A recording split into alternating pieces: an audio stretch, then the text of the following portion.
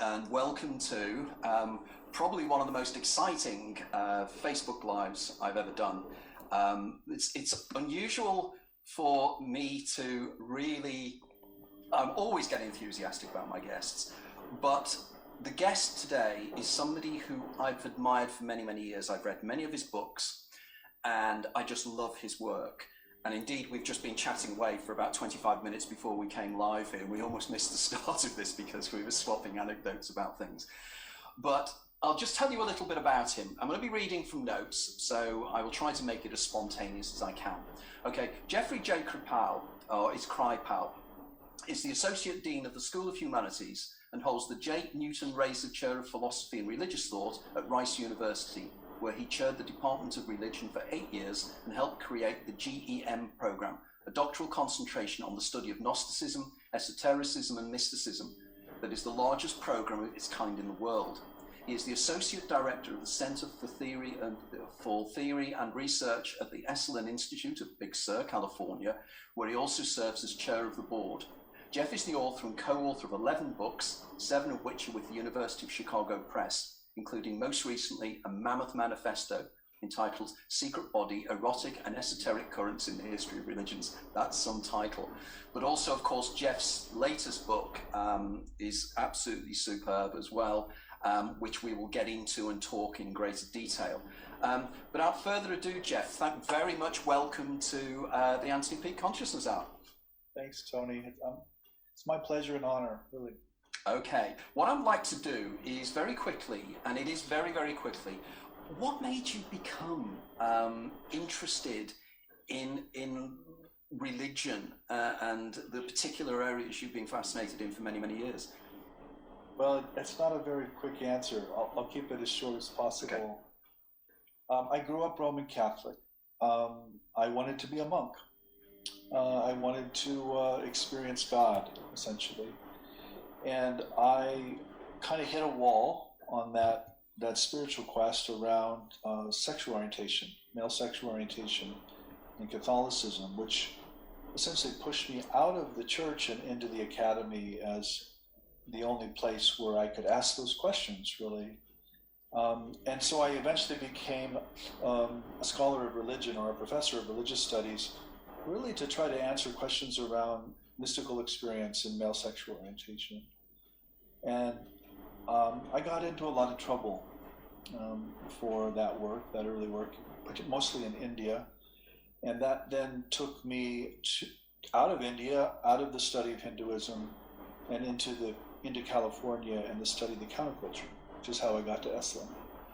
And that then got me into what most people think of as paranormal phenomena, by just really talking to people and taking their experiences seriously and asking hard questions about why scholars of religion won't talk about those things. And so that's kind of where I'm at now, is trying to get people to talk about things they won't talk about, which is really just another version of what I was trying to do 25 years ago with sexuality and mystical experience. Well, it's very much the theme, isn't it, of your latest book, The Flip, in that you're really intrigued and fascinated why it is that people are in denial of extraordinary experiences, and yet in private they will share their experiences, but they will never ever talk about it. And I think it's the major problem, isn't it, of the whole materialist reductionist worldview, that there is only one rule, and that's the one that's applied. But in The Flip, you take a fascinating angle on all this, and in many ways it reminded me a little bit of one or two other writers that have attempted to take something similar, like the God delusion, for instance, is another example. But you do it in a far more powerful way. Can you explain a little bit about the central thesis of The Flip and where you take it? Sure. So maybe a little background to that book too will answer the question. I mean, so I teach at a secular research university in the US, and most of my students are what we call STEM students. They're interested in science, technology, engineering, or mathematics. And of course, I teach religion, which is the opposite in many ways of all of that. And these young people come into my class expecting to hear about weird religious people from the past who they can easily dismiss as superstitious and pre-scientific. And I've learned over the years not to give them what they want or what they expect. And so I found a lot of scientists, engineers, and mathematicians essentially who had similar kinds of extraordinary experiences and had flipped their worldview from a kind of reductive materialism to a much more capacious and generous worldview in which mind or consciousness is primary. And I found that move to be very effective with my students. They could not now reject these experiences because they were just weird religious people from the past. These were now people whose names they recognized and who were trained scientists or engineers or mathematicians or whatever the case might be. And so when I wrote The Flip, it was really kind of coming out of this pedagogical experience and also this conviction that this materialist worldview you were mentioning earlier is actually pretty fragile and doesn't work very well, and only works by taking off the table a whole lot of stuff. And I just wanted to show in the book how if you put that stuff back on the table, A, materialism doesn't work, and B, the world becomes a lot more fascinating and frankly a lot more positive. It becomes ecstatic, it becomes cosmic. So. You yourself had an extraordinary an experience that triggered your interest in the esoteric in India, I believe.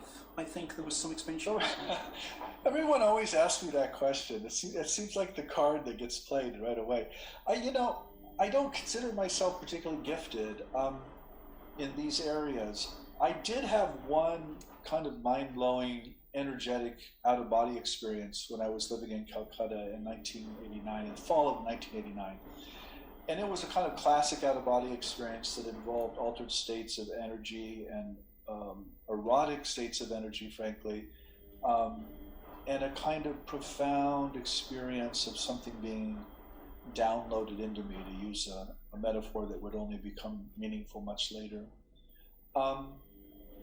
What I say about that today is that that experience certainly did not flip me like a lot of these other experiences did, these other people, but it did make me deeply sympathetic to people I would later read and talk to.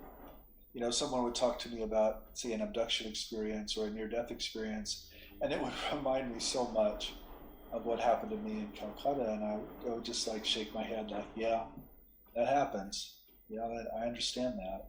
And I think without that experience, I would not have been terribly sympathetic, and I would not have been so interested in these things. I suppose it must be extraordinarily difficult when you've had an experience that is so changing in terms of the way you see yourself and you see the external universe.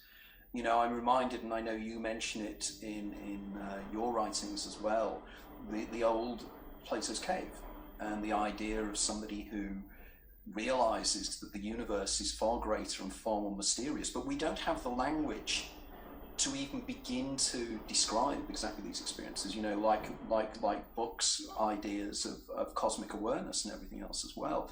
So it must be profoundly difficult for these people. And I know that in your book, you cite numerous examples of people who have flipped. And could you give us one or two examples of people that you think were particularly good examples of exactly how somebody's worldview can change? Well, I'll give you two very different examples. One, the example I start with is Mark Twain, who the great American humorist and writer, who it turns out had many of these experiences, including a kind of massive precognition of his brother's Henry's death, which wouldn't happen for 2 weeks, actually. I don't want to go into the details of that, but what's so interesting about Twain's precognitions is that he linked them to his literary creativity. He understood very clearly that he got his ideas from what were essentially precognitions. And he wrote about these under the umbrella of what he called mental telegraphy. The telegraph being essentially the internet of the time. And so that's the example I begin with, but then I move into other ones. Perhaps one of my favorite is Bernardo Kastrup, the Dutch neuroscientist and philosopher of mind, who's very active today, writing book after book after book, who was very much in this kind of materialist AI or artificial intelligence camp as a trained computer scientist, and flipped and is now essentially a card-carrying idealist, which doesn't dismiss the materialist paradigm. It just kind of puts it in its place as a kind of a useful half-truth, but not ultimately convincing. I discuss Eben Alexander in the book. I discuss Hans Berger, who invented what most people think of the EEG. I mean, there's a couple dozen scientists in the book whom I look at closely. I even discuss Michael Shermer, who a great American skeptic, actually, who had what was essentially a paranormal experience during his wedding, and writes about it very honestly, and I think very insightfully. Doesn't quite flip. But, yes, we don't all flip. Some of us kind of go halfway and then kind of come back. But the whole notion of the flip presumes that materialism and idealism are really just two sides of the same ball, as it were. Well, I suppose what people do, people like Michael Shermer, and I mean, I've spoken to quite a few high-ranking skeptics over here in the UK, like people like Deborah Hyde, for instance. And the issue is that they've had extraordinary experiences, but they then try to shoehorn them into the materialist reductionist model, and they try to think, well, it was an hallucination. But as you know from my own writing, I argue, well, let's take that one step back and say, well, what do we mean when we're talking about an hallucination here?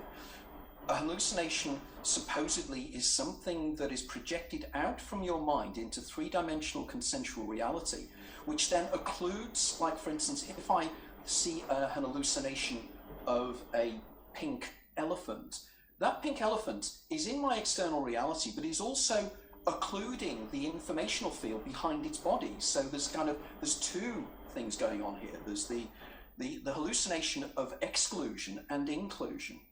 Now the question still has to be asked, well, reality itself and the way in which reality is given to the brain by the senses is in the same way still an illusion and an hallucination, because the brain is creating this internally from data it is receiving from the sensory inputs, such as the eyes and the ears and everything else as well. So it's too simplistic, but we seem to stop at this. I call it the label theory of science, that we've labeled it, and because we've labeled it, we somehow believe we understand it. It's like black holes, we call them black holes, so therefore we've explained them. But these experiences are so extraordinary that they change people's lives. And this is a perfect segue, isn't it, into somebody that we both mutually admire and fascinate as a writer, and this is Philip K. Dick, and his experiences with his 2-3 experiences in terms of 1981, where he had a series of things he called his theophany. Now, I know that you've written about Philip K. Dick quite extensively as well as I have. What is your opinions about what is really happening when people have these experiences? Are they perceiving a reality that sits behind the reality? If we're going to take a Gnostic viewpoint, are they viewing the pleroma? What is taking place? What's your opinion of this? That's such a huge question. I know, I like it. That's why I take the opportunity to ask questions like this. So I try to occupy a third space. The debunkers will say it's just a hallucination. It's a projection of the human brain. And the true believers will say, I experienced an alien in a spaceship, or I experienced Jesus and the Blessed Virgin Mary, or the angels, or whatever the mythical framework is. I don't find either of those options persuasive. Mm-hmm. I think the experience is real, it's happening, but I generally don't believe the mythical framework in which it's appearing.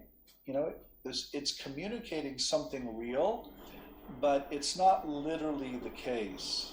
There's something behind it, as it were, that's communicating with us. I used to think, when I first got into this strange material, which about 2004 or 5, somewhere there, I assumed, like a good rationalist, that if I talked to these people long enough, I could eventually make sense of their experiences, that their experience would eventually make sense. There'd be some rational, causal explanation behind it. I don't believe that anymore. The more I talk to experiencers, the stranger their stories get. And when I sit down with an experiencer over many weeks or months or years, I know I know now that the first or second or even fifth or sixth story I hear is not the real story. There's always something stranger. And it's usually something often that needs to be censored, or the person isn't comfortable telling you right away. But if you just sit and you just listen, eventually this will come out. And it'll get stranger and stranger. And so I sort of surrendered this notion that whatever it is that's communicating, that I can reduce to my own rational categories or my own sensory capacities. I just don't believe that. I just think that's A, arrogant, and B, philosophically naive. I don't see any reason why our senses or our cognitive abilities would have evolved to give us a full picture of the real. Quite the contrary. I think the stakes, the chances are extremely high that they evolved to just kind of take a slice of it so that we can kill things and eat things and reproduce. So I'm really persuaded by cognitive scientists today, people like Donald Hoffman, who essentially made that exact argument, that what we're seeing and perceiving can't possibly be what is there if evolution is correct. Well, it's the idea, I have a term, I call it electromagnetic chauvinism. Yeah, that's another way to put it.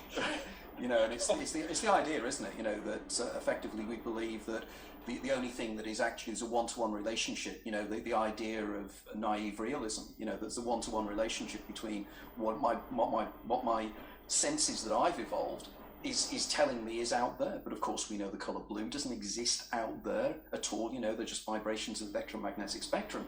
But we're arrogant enough to believe that that's what it is. And I think you've hit on something really fascinating here. And I was reminded when you were saying this, something we were talking before, about the work of Jacques Vallée and the Passport to Magonia, and the whole concept of the idea of the Joker, as if, like Terence McKenna's Machine Elves, that there is this kind of almost tongue-in-cheek reciprocal game going on between our own inner interest and our inner fears and what we project outside externally into the external reality around us.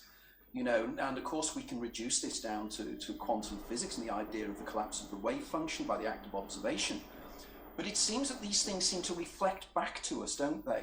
They seem to follow our anticipations in some way, as if our expectations are you to do this.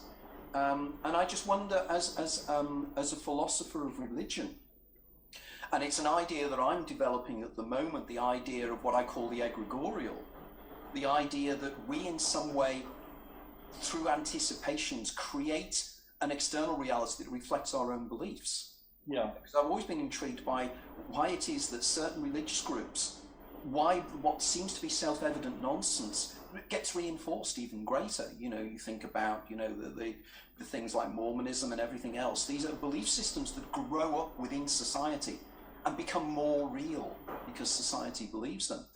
So as a philosopher of religion, where do you stand on this kind of overlap between our anticipation of reality and what reality really is behind the reality? What the Gnostics would call the pleroma, I suppose? Well, so that's the same question in different terms. You're not letting it go, Tony. I study religion for a living, and one metaphor that's very big in my field is the construct or the constructed. That the vision or the belief or the worldview is always constructed by elaborate social processes, child rearing, language, the stories we tell one another, the rituals we perform, the buildings we enter once a week or more times a week. And so something like Mormonism or Christianity or Islam or whatever religion you want to talk about. I personally think it's a mistake. To think about religious pluralism as a multiple choice question. In other words, which religion is true, A, B, C, or D? I think that's a false question, actually. I think all these religions build up or construct elaborate, multi-dimensional sci-fi displays that we then live in. And if you go into a temple or a synagogue or a Gothic cathedral or something, they're essentially multi-dimensional sci-fi displays designed to initiate you into that movie, right? Mm-hmm. But behind all those movies, and this is the question you're really asking, behind all those movies is I think a single projector that we can call human nature, or the human being, which may not be human at all, by the way. Mm. And so that's kind of how I hold these things together. When you go just to use the metaphor of the movie, which is sort of Plato's Cave updated, when you go into a theater, when we can go into theaters again, yeah. And you watch a movie on the screen, it looks entirely real, and you interact with it as if it's real, but actually every single word, every single movement has been scripted. And there are literally thousands of human beings behind that movie. It's entirely constructed. And yet the light coming from behind you or coming from behind the screen is entirely real. But it's projecting something that is completely humanly scripted and acted and often special effected, as it were. So I think those two things are not exclusive. I think you can have an experience that's constructed by your own community's past or your culture's past, and it can also be projected by something entirely real and ultimate, essentially, which I think is consciousness. Mm-hmm. So I'm very comfortable with both of those statements, but the world isn't comfortable with that. I mean, again, if you're in that movie, you want everything to be true. If you're a Mormon, you want Mormonism to be true. If you're a Roman Catholic, you want Catholicism to be true. If you're a Shia Muslim, you want Shia Islam to be true. I don't think any of those things are true universally. I think they're all true within their specific movies. So I don't know if that helps or if that hurts, but that's essentially what I think. It does. It reminds me, when you were talking there, I was going back to my old university days, and I was thinking this is like the elementary forms of religious life by Emil Durkheim. And the idea of what religion is as a social construct, we then look at the work of people like Max Weber and the Protestant ethic and everything else as well. We have this idea that it's somehow a form of social cohesion. But I'm always being fascinated by the Gnostic aspects of the major religions, like, for instance, you have the Kabbalah, you have Sufism, and then you have the Gnostics within Christianity. And there always seems to be this kind of alternate narrative taking place within major religions, particularly Western religions, that seems to be pushing into the deeper areas of truth, and the areas we're discussing now. And I know that you've written fairly extensively about Gnosticism on this, so to lead into that. So let's go back to Durkheim to maybe play a professor here. The basic Durkheimian position is that religion is society worshiping itself, right? That at the fundamental ground of all religion is society. End of story. Okay? That is not the end of the story for me, right? Yes, the movie's constructed, but there's still a light at the back of the theater. And some people can turn around and they can not only look at the light, they can become the light. And that's these strange Gnostics and mystics you're referring to. So again, I think religion is fiction, but it's projected fiction. And what's projecting it is true. So it's a kind of, this is kind of another move, or another philosopher named Feuerbach, where the religion is essentially human nature projected out there, and we can learn a lot about ourselves by looking at religion, but we certainly shouldn't take it as literally true or as objective to us. It's in fact us. Yeah. We won't take responsibility for. We won't own our own supernature or divinity, so we project it into the sky and we believe it, or we worship it, or we do anything we can to get it outside of ourselves. Well, in many ways, isn't it? It's the idea. It's almost the idea here, Teilhard de Chardin. The idea of his work, and also one of the things I contributed a chapter to a book a few years ago on pandeism, and the idea that effectively we are all one single consciousness experiencing itself subjectively. And I think what you're trying to say, isn't it, that if you take the kind of the societal and you go past the societal, you get into consciousness. So everything keeps pulling us back to this idea of exactly what consciousness is. And that's where the real mystery lies, isn't it? The old hard problem, the David Chalmers hard problem of what exactly, how inanimate matter in our brain creates consciousness. Is it the addition of one molecule, as I said in one of my books, that suddenly we become conscious, or is consciousness prime, that effectively consciousness is everything, and we're just perceived as that consciousness? And again, I'd be intrigued on your opinions on that. I mean, I'm asking you huge questions, but it's because I like the huge questions, the big ones for me, Well, and I hope it's clear to you and to your listeners or viewers. It's not as if I know the answers to the story. I mean, I have my best guesses based on what I've done over the last few decades, but I'm not claiming omniscience here. I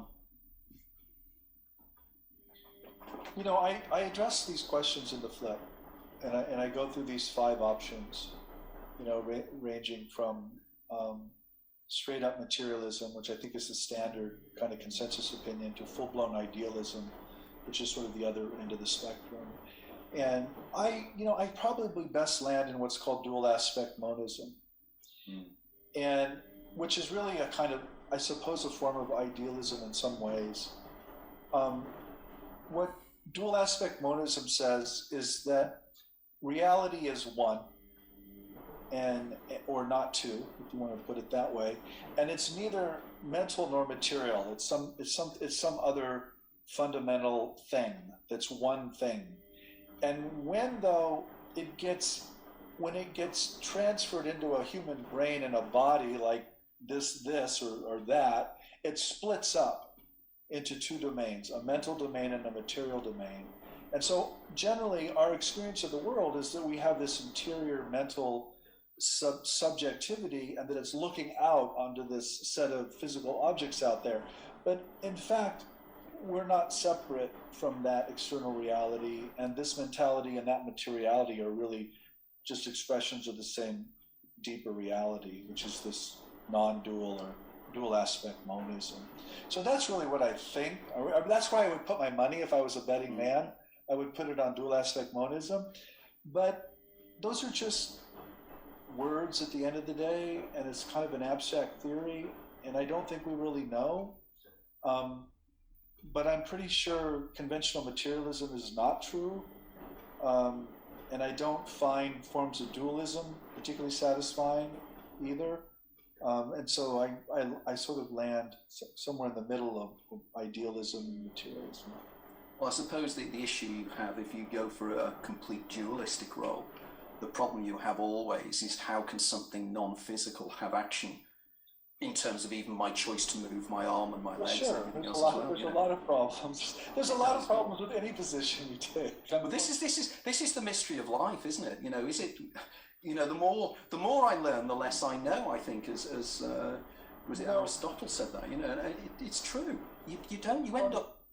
Yeah, something that I've been wanting to say through this whole interview, which I think applies to every question you've asked, which relates to this one again, so I think I'll just say it, is, something I tell my graduate students is that they have no business studying religion until they've lost at least 2 worlds. And they look at me like, what do you mean by that? And so I explain. Which I just did. What's that? Which I just did. Yeah. Well, I think you have lost more than two worlds, so I think you count. But Okay. But essentially, what I mean is, if you grow up and you still inhabit the worldview that your parents provided you and that you grew up in, there's really no reason to become a scholar of religion, because you have all the answers. Your worldview is sufficient and answers everything fully. If, however, that worldview has collapsed or been questioned in some deep way, the chances are very high you've just jumped into a second worldview. You've converted to something else. That might be scientific materialism. That might be Buddhism. That might be any number of worldviews. And if you're comfortable in that worldview, you're probably not going to be an intellectual either, because you found all the answers. But once that second world starts to fall apart and you realize it's actually not a lot better than the first world you got out of, you will think twice before you jump into a third worldview. You will go, now wait a minute, what makes me think that third worldview is going to somehow be the perfect worldview when number one and number two certainly weren't? And it's at that point, it's at that hesitation, that I think you become a real intellectual, because you refuse to land, essentially. And not because you're perverse or because you're dumb, it's because actually the opposite. You've landed twice now, and both times you were wrong, and you have no reason to believe that a third landing is going to be any better. So it makes more sense not to land. And so that's why I hesitate a bit when you ask me these big questions. It's like, now wait a minute, I'm not really sure. And I think that's kind of the whole point. I think that's what keeps the game going. That's why I write books, by the way. It's not because I have the answers. It's because I don't have the answers. And I want to write this book to figure out what it is I think. I don't know what I think until I sit down and write. You've hit the nail on the head there, because I debate with myself all the time. We've both written a similar number of books, and I write because I don't understand, and I write because I have the sheer enjoyment of learning new things and putting them in and trying to place them within a framework. And I get so excited when I discover something new and I can put it in there. But whether I can ever really know, and I suppose the billion-dollar question is, are we supposed to know? That's the thing. Because our brains cannot comprehend things like tesseracts, and hypercubes. These are things we're not programmed. We live within this, whatever this creation is, this world or this universe or whatever it is. We live within it because we're programmed to live within it, but we can't exist outside of it. I'm reminded here, Ed Abbott's Flat World, that really hit the nail on the head, didn't it? About. But see, the point is that people do know outside the world. They do know things outside the matrix. But I don't think they know them cognitively. I think, to rephrase what you just said, I think we have evolved cognitively and physically with our senses not to know the real. But I think we are capable as human beings to know things outside those cognitive and sensory channels. And so, again, this is this gnosis or this Gnosticism that you were referring to earlier. I don't think that's a cognitive thinking process, and I'm sure it's not a sensory process, but I think it's real knowledge. I just don't think it has anything to do with our senses or our brains. Well, it's the idea, isn't it, that we are, as the Platonists would say, we suffer from amnesis. Yeah. We don't know what we don't know, and it's only when anamnesis takes place that we lose the loss of, and that we inure ourselves from the waters of the lethe that we've drunk in order to forget the fact of what we really are. And this now moves right back again to where I keep driving us back to Philip K. Dick, because of course in his book The Divine Invasions you have young Manny who is God, but he's forgotten he's God. And is this what the human condition is? Is it that we are far broader in terms of what we really are. You know, are we? Is it the Linga Sariya in the Vedanta, the idea of the long body, and that we're just set bits of a long, thin body that exists through time. And if you looked at your life from orthogonal time, as Philip K. Dick would say, you won't see yourself as yourself. You'll see yourself as this long, thin thing that exists outside of time. And again, you know, this is it, because time itself, we exist within time, but what is time? You know, and it moves back, you know, to Philip K. Dick. So what was it that got you into Philip K. Dick? I just want to talk, we talk for hours here, you know, it's... I think it was Vicki Nelson, actually. Vicki's a dear friend. She's a literary critic. I don't know if you know her work, but she writes beautiful books. The first one was called The Secret Life of Puppets. And then she wrote a book called Gothica. And she works, essentially what Vicki works on is the brightening of the supernatural in Western history. That it starts, the Gothic starts out as this dark, kind of dubious sort of thing. And as you move into the 20th and later 20th centuries, the supernatural brightens. And so, by the time you get, for example, like the Twilight novel series, the bodies of the vampires literally sparkle in the sun like diamonds. I mean, the supernatural is literally brightening. But it was actually Vicki who first introduced me to Philip K. Dick and wrote about Dick in very, I thought, persuasive terms. And then, of course, I read Dick myself and got to know Larry Sutton, who was an early scholar and biographer of Dick.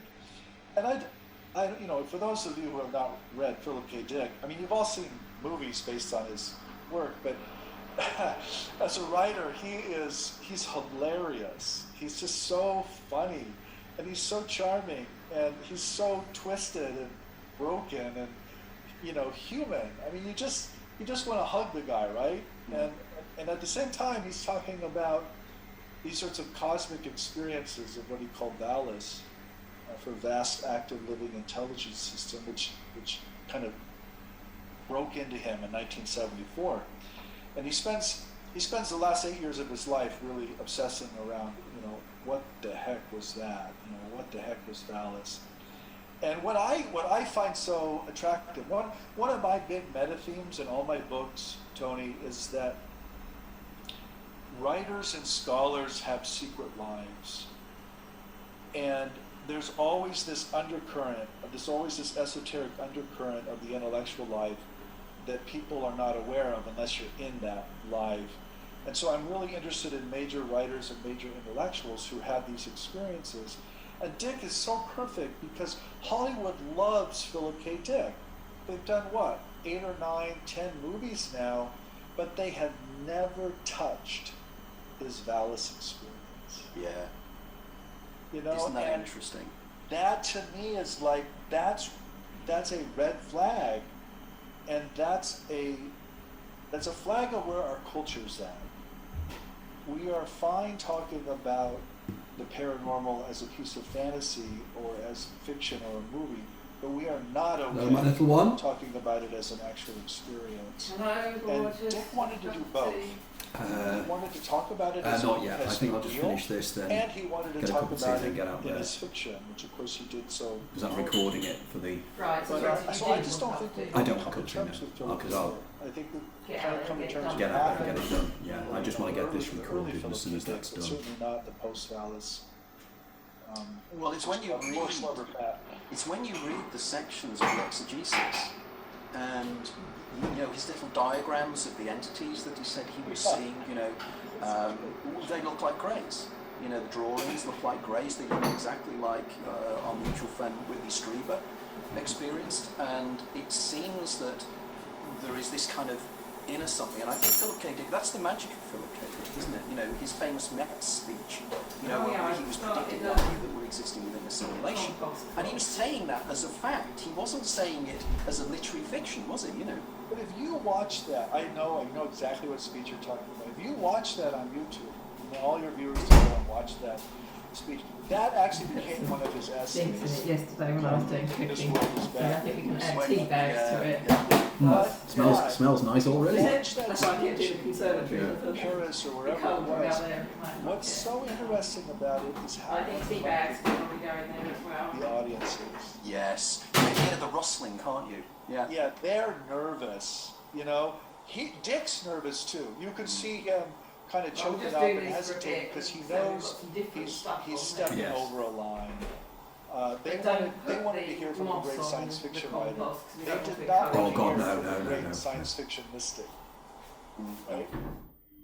And that was his problem, wasn't it, with his Met speech? You know, it was quite iconoclastic in the things he was trying to say. And as you say, you can see his nervousness. But of course, with the whole Vallis thing, you know, he actually wrote a trilogy of books based upon the whole Vallis experience.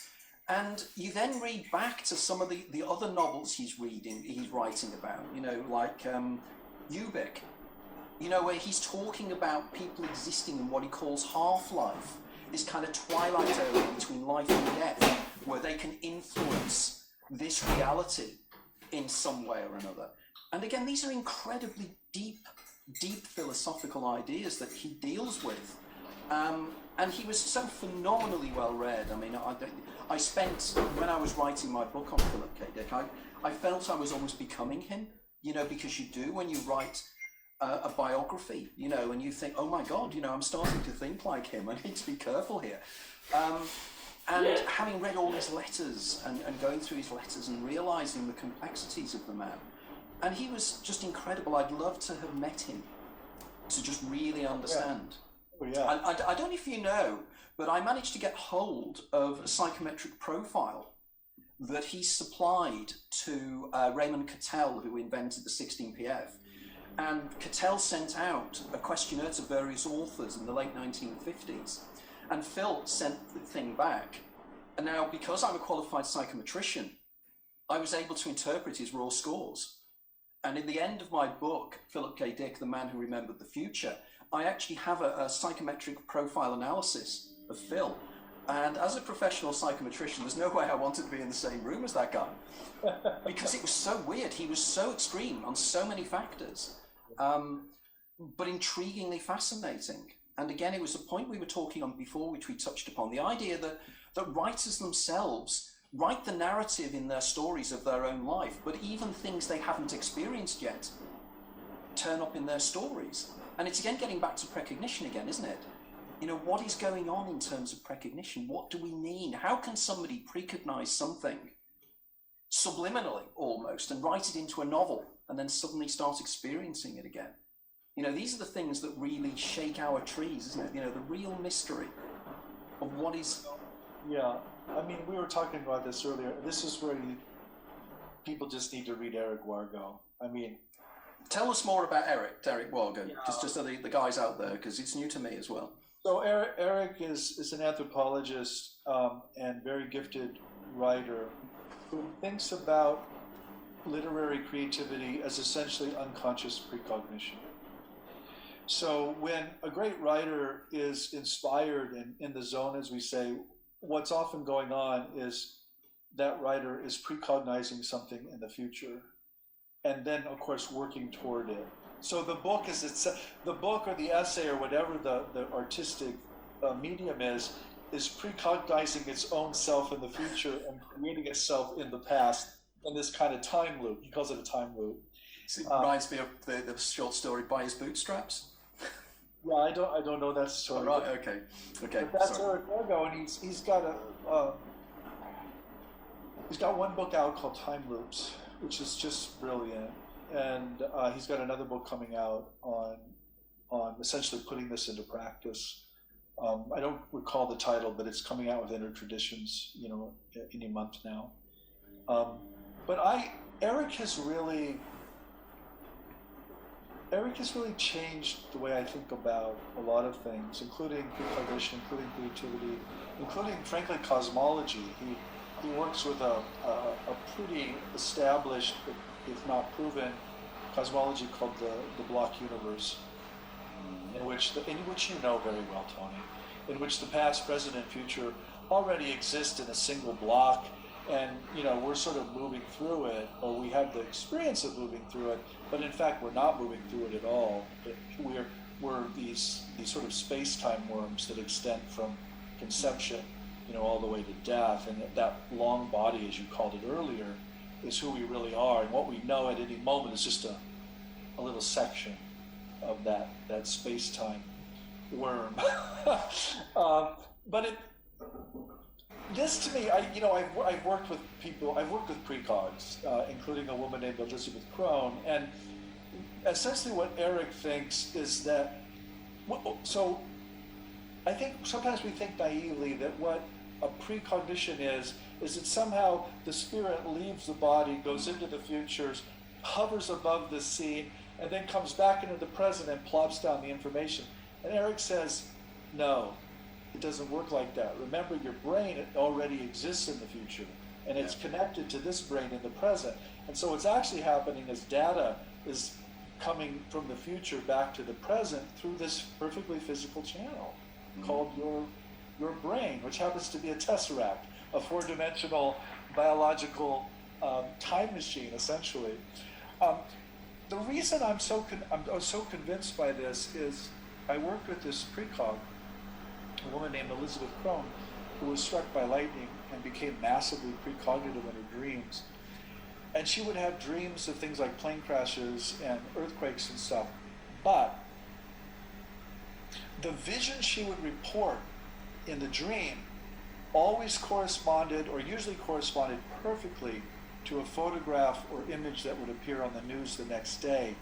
And I realized that fits Eric's model perfectly. She's not leaving her body and going and hovering above the plane crash. She's actually precognizing her own brain, looking at the image the next day on the television set or in the newspaper, and then she's experiencing that as a present vision in her dream life. So her dream is essentially creating a story based on this precognition, but it's a precognition in her own physical future. It's not her leaving her body. This is very, very similar to my readers who'll know this out there, who've read my book, The Daemon, A Guide to Your Extraordinary Secret Self, and Is There Life After Death? Because I'll argue something very, very similar, but I'll argue that we have two elements to our personality, the daemon and the eidolon. And the daemon is effectively somebody who, the part of us that's lived this life before. So therefore, for the daemon, the future and the past have already been experienced, like a computer game you played before. And we somehow can know the future because our daemon is already aware of it and can feed across what I would argue probably the corpus callosum in the brain, or feeding into maybe the pineal gland in some way, either via DMT or something else. And this, we know the future because we've already experienced it. Now, one of the areas that Eric was probably aware of is the writings of John William Donne. Oh yeah, no, he discusses Donne at great length. And Donne, when you were mentioning that, I say, this is Donne, isn't it? Yeah. And effectively, as we were talking earlier on, I mean, I've recently written a book on J.B. Priestley and how J.B. Priestley, the English playwright, wrote a play based upon Donne's ideas called Time and the Conways. And in this, Priestley in 1937 was writing exactly the same concepts of the long body, the lingua seria, the idea that, and I don't know if you've ever seen that play, but you really need to watch it and check it out because it is extraordinary. Really, really extraordinary what he does as a playwright to get across that idea of time and how time flows. And of course, the idea of block time, the idea of Minkowski and everything else, and of course Minkowski was Einstein's mathematical teacher. So this is powerful stuff. And it's again the way in which I think it is so important that thinkers talk to each other and cross-fertilize these ideas, because I think collectively we can twig this, we can twig what the matrix may be, but we can't do it individually. We have to do it collectively. Yeah. And I also think, Tony, just listening to us, this is crazy talk, right? We're talking crazy here. To the kind of the consensus worldview.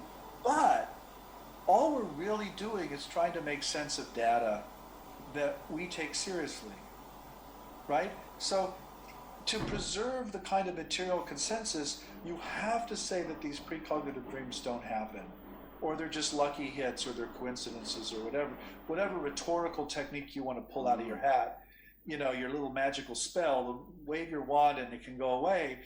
But if you don't do that, and you get to know these experiencers, and you realize that actually these things happen, and precognition is a real human capacity, then you have to come up with a model of reality in which it's plausible.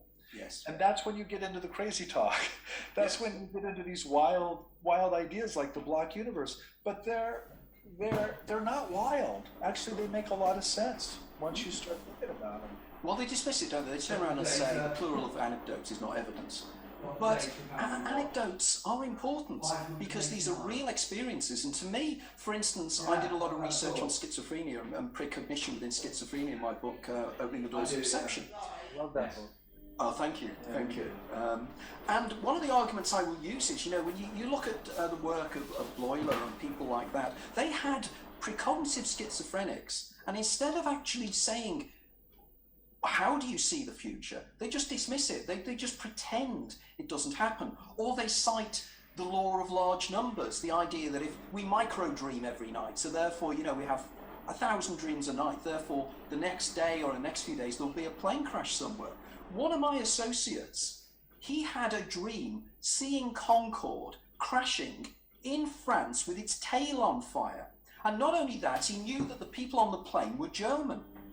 Now, you can extrapolate your statistical models till the cows come home, but you can't shoehorn that specific prediction in. But you'll still pretend you'll do anything other than state the obvious, which is that people can precognize things. It's bad science, isn't it? It's bad science when it comes down to it.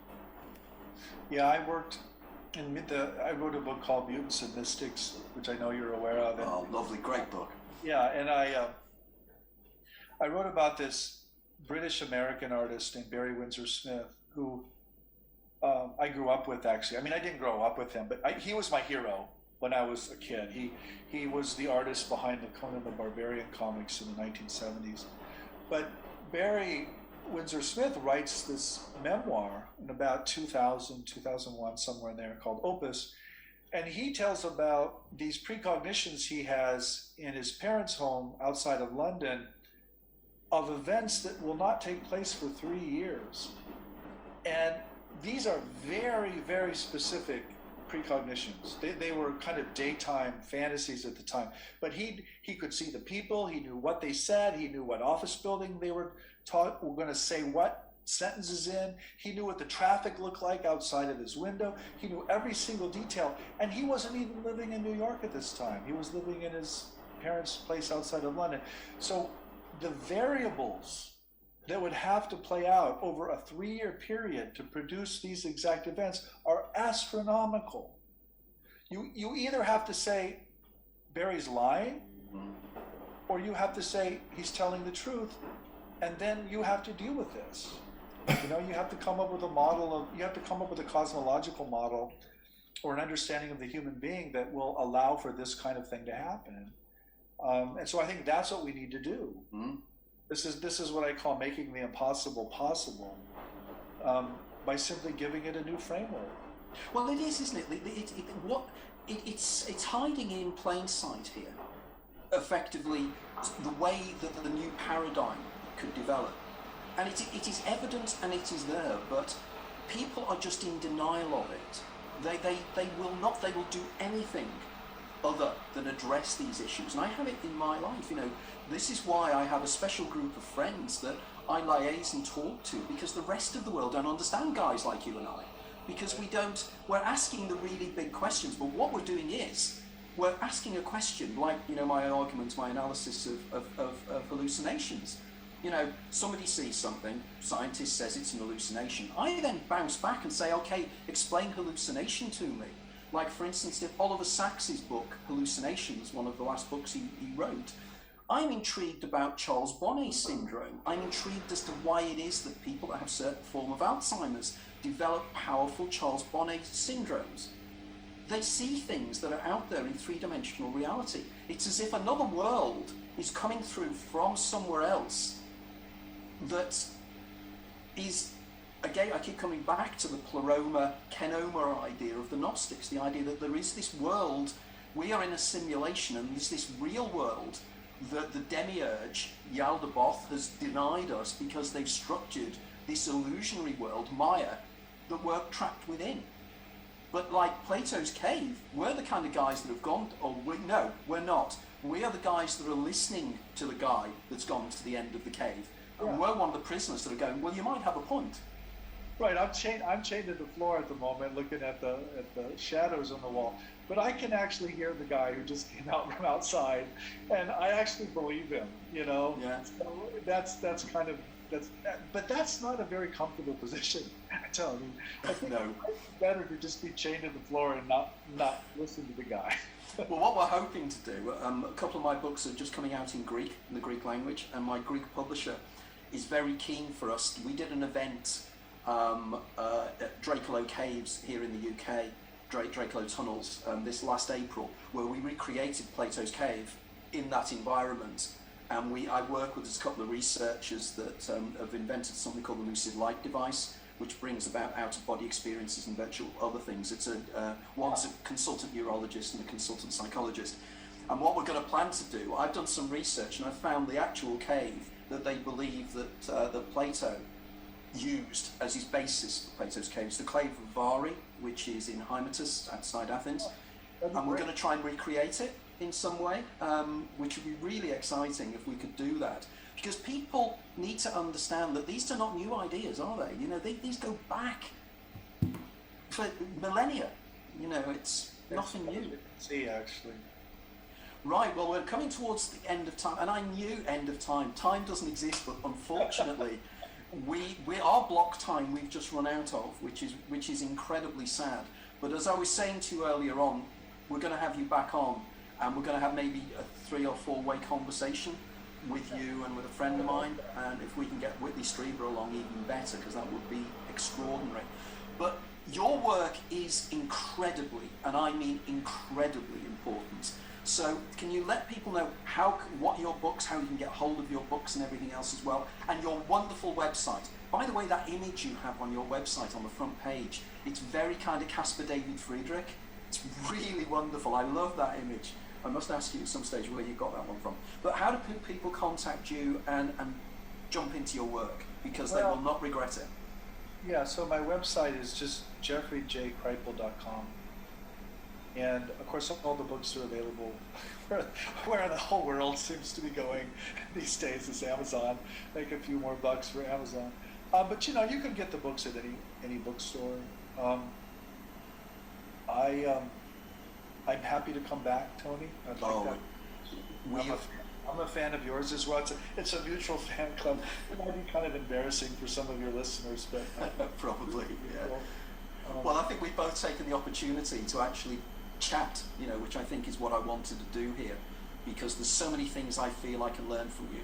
You know, I think we grew up roughly in the same era, different continents, obviously, but all the better. I think just a show just on Mystics and Mutants, just on the comics, I think would be absolutely wonderful, because we didn't even touch upon really that. Yeah, let's do that. You know, and also there's an answer in that book on why we want to be so banal too. You know, Alvin Schwartz taught me a lot about this. He was one of the Sunday strip writers of Superman and Batman, and he had a whole theory about why we resist all this. Right. And I think he was right, actually. I think Alvin was right. Why we want to be Clark Kent and we don't want to be Superman. That is cryptic, and I think that is the perfect point. Yeah. Okay, well, thank you very much, Jeff. That was absolutely wonderful. Okay, guys, well, this has gone out live. It will be uploaded onto my website within the next few days, where you can watch it and share it with everybody else as well. Please share this with as many people as you can, because these are important ideas.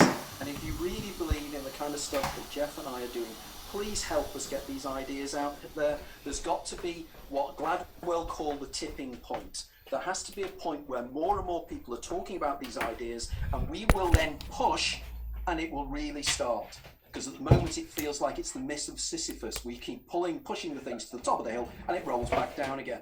So what we're trying to do is to change all this. So please join in, get involved in everything. My next guest next month will be Dr. Cal Cooper, who is doing some fascinating research into the supernatural and everything else as well. So join us again then. But Jeff, thank you very much for an absolute wonderful hour. We'll be doing this again soon. And okay, thank you very much. And thanks, folks. All the best to you all. Bye.